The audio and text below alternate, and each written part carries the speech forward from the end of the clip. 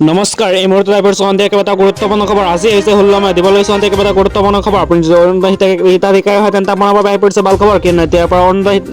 হিতাধিকাৰীসকলে 3000 টকা লাভ কৰিব আৰু যদি আপুনি কৃষক হয় তেন্তে আপোনাৰ বাবে আহি পৰিছে ভাল খবৰ কিয়নো কৃষকসকলে এতিয়াৰ পৰা 6000 টকাকৈ লাভ কৰিব আগতে 2000 টকা পাইছিল এতিয়াৰ পৰা আপুনি 6000 টকাকৈ লাভ কৰিব আৰু আপুনি যদি নতুনকৈ ঘৰ জিঅ'টেক কৰিছিল তেন্তে আপোনাৰ বাবে আহিছে ভাল খবৰ কিয়নো নতুনকৈ জিঅ'টেক কৰিছিল তেখেতসকলে এতিয়াৰ পৰা গড় পাব যিসকলে আৰু যিসকলে গড়ৰ বাবে জিঅ'টেক কৰা নাই তেখেতসকলৰ বাবে আহি পৰিছে ভাল খবৰ কিয়নো জিঅ'টেক কৰাৰ পঞ্জীয়নবোৰ খুলি দিব আৰু আজিৰ খবৰটো কেইবাটা ৰাজনীতিক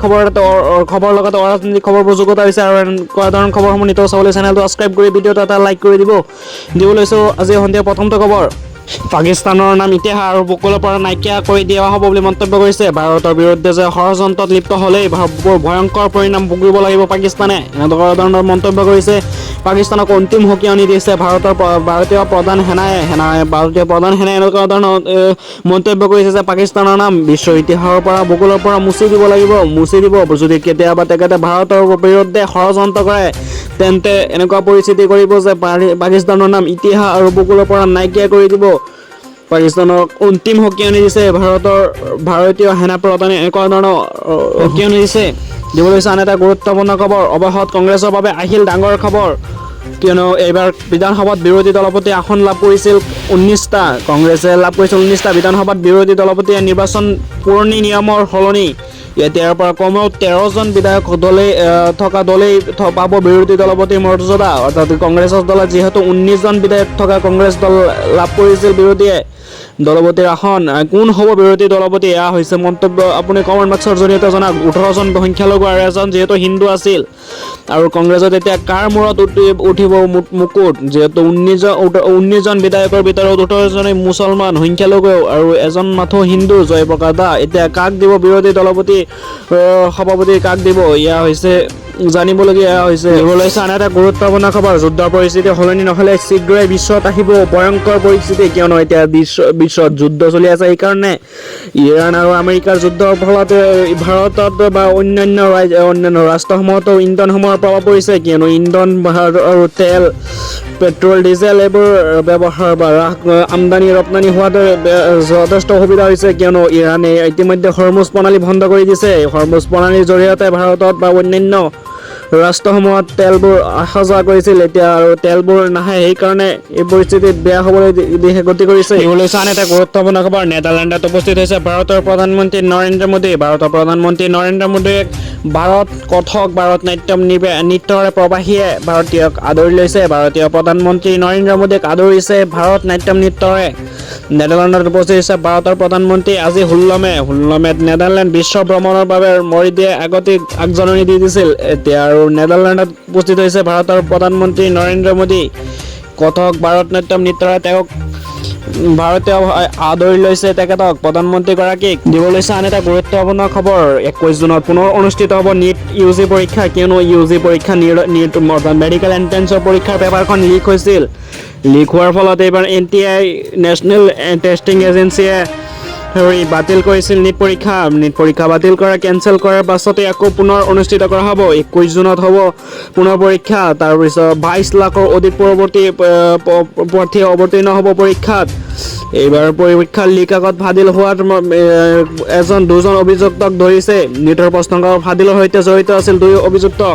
অভিযুক্ত ক্ৰমে আছিল মনীষা বাগমাৰে PB কুলকাৰ্ণীক হাজিৰ কৰা হৈছে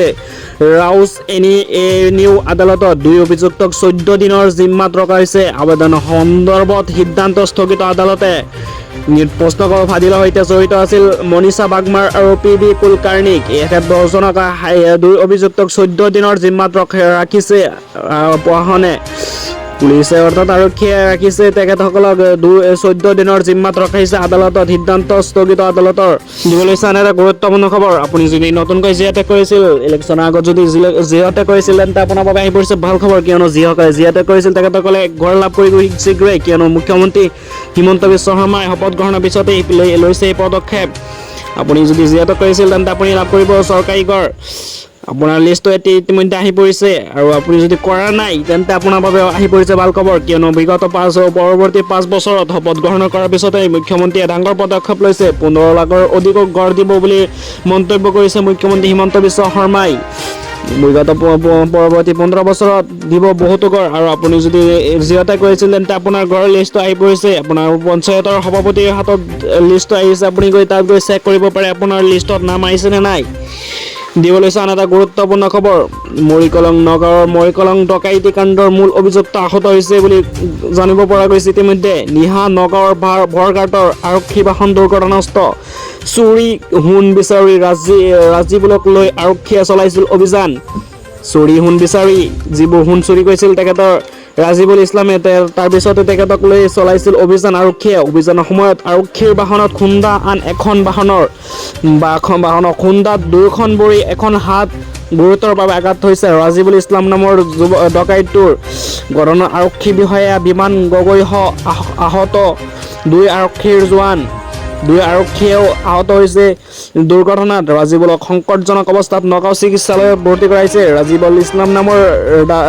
ইছলাম নামৰ ডকাইতটোক তেওঁ সংকটজনক অৱস্থাত চিকিৎসালয়ত ভৰ্তি কৰা হৈছে বুলি জানিব পৰা গৈছে ইতিমধ্যে এই ঘটনাৰ পাছতে ৰঞ্জিত শইকীয়া নামৰ যুৱকজনে চিকিৎসকৰ পত্নীক যিহেতু মাৰি পেলাইছিল এই চিকিৎসকজনে তেতিয়া মুখ্যমন্ত্ৰী আৰু আৰক্ষী বাহনক ধন্যবাদ জ্ঞাপন কৰিছে কিয়নো এই দুৰ্ঘটনাৰ পাছত দিবলৈ চান এটা গুৰুত্বপূৰ্ণ খবৰ চীনৰ ৰাষ্ট্ৰপতিৰ সৈতে আমেৰিকাৰ ৰাষ্ট্ৰপতিৰ গুৰুত্বপূৰ্ণ বৈঠক হৈছে চীনৰ ৰাষ্ট্ৰপতি শ্বি জিনপিং আৰু চীনক প্ৰশংসাৰে উপচাই পেলাইছে আমেৰিকাৰ ৰাষ্ট্ৰপতি ডোনাল্ড ট্ৰাম্পে শ্বি জিনপিং মহান নেতা বুলি অভিহিত কৰিছে চীনৰ ৰাষ্ট্ৰপতি শ্বি জিনপিঙক মহান নেতা বুলি অভিহিত ট্ৰাম্পৰ উপচাই পেলাইছে প্ৰশংসাৰে চীনক কিয়নো এতিয়া চীনৰ সৈতে গুৰুত্বপূৰ্ণ বৈঠকত আমেৰিকাৰ ৰাষ্ট্ৰপতিয়ে কৈছে চীনৰ গুৰুত্বপূৰ্ণ কিয়নো ইতিমধ্যে ইৰাণে হৰমুজ প্ৰণালী বন্ধ কৰি দিয়া তেখেতৰো পেট্ৰল ডিজেল আৰু ইন্ধনসমূহ খাৰুৱা তেলসমূহ হ্ৰাস পোৱাত ধৰিছে আমেৰিকাত সেয়ে তেখেতে আৰু আমেৰিকাত নিৰ্বাচন আছে ইলেকশ্যন আছে সেইকাৰণে আমেৰিকাৰ ৰাষ্ট্ৰপতি ডনাল্ড ট্ৰাম্পে চীনত গৈছে যাতে অলপ সহায় কৰিবৰ কাৰণে চীনৰ ৰাষ্ট্ৰপতি শ্বি জিনপিঙৰ পৰা সহায় বিচাৰি তেখেতে চীনলৈ গৈছে বুলি জানিব পৰা গৈছে আৰু চীনৰ ৰাষ্ট্ৰপতিক প্ৰশংসাৰে উপচাই পেলাইছে দিবলৈ চান এটা গুৰুত্বপূৰ্ণ খবৰ হিন্দু মুছলমান সকলোৱে ইউজিচিক সমৰ্থন কৰা উচিত বুলি মন্তব্য কৰিছে শৰিয়াতত পুত্ৰ অৰ্থাৎ ইছলামিক ধৰ্মীয় নীতি মতে পুত্ৰ সন্তানক দুভাগ আৰু কন্যা সন্তানক এভাগ সম্পত্তি দিয়াৰ কথা আছে বুলি মন্তব্য কৰিছে আৰু সকলো মুছলমান মহিলাই বহু বিবাহৰ বিৰোধিতা কৰে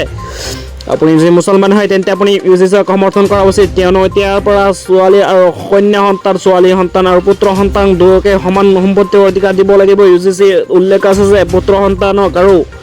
কন্যা সন্তানক সম্পত্তিৰ অধিকাৰ সমানে দিব লাগিব আৰু সকলো মুছলমান মহিলাই বহু বিবাহৰ বিৰোধিতা কৰে এতিয়াও 10 বাৰ বছৰীয়া ছোৱালী বিয়া আমাৰ সমাজত প্ৰচলিত হৈ আছে বাল্য বিবাহ নিষিদ্ধ কৰিব ইউজিচিয়ে কিছুমান বাহিৰৰ মুছলমান নেতাই ইউজিচিক লৈ মুছলমানক উত্তেজিত কৰাৰ চেষ্টা কৰিছে আৰু আপুনি যদি মুছলমান হয় তেন্তে আপুনি ইউজিচিক সমৰ্থন কৰা উচিত সাধাৰণ মন্তব্য কৰিছে দিবলৈ চান এটা গুৰুত্বপূৰ্ণ খবৰ দলৰ সকলো কাৰ্যালয় নতুনকৈ ৰং কৰক এনেদৰে মন্তব্য কৰি আছে পশ্চিমবংগৰ প্ৰাক্তন মুখ্যমন্ত্ৰী মমতা বেনাৰ্জীয়ে এনেদৰে কৈ আছে যে দলৰ সকলো কাৰ্যালয় যিহেতু বিজেপিয়ে ভাঙি একেবাৰে অংশবোৰ চুৰমাৰ কৰিছে সেই ঠাইবোৰ ততালিকে মেৰামতি কৰক মই আছো শিক্ষা দিব লাগিব 2029তে দলীয় কৰ্মকৰ্তাক উদ্দেশ্য মমতা বেনাৰ্জীয়ে এনেধৰণৰ মন্তব্য কৰিছে আৰু আপুনি যদি এনেধৰণৰ খবৰসমূহ নিতৌ চাবলৈ চেনেলটো ছাবস্ক্ৰাইব কৰি ভিডিঅ'টো এটা লাইক কৰি দিব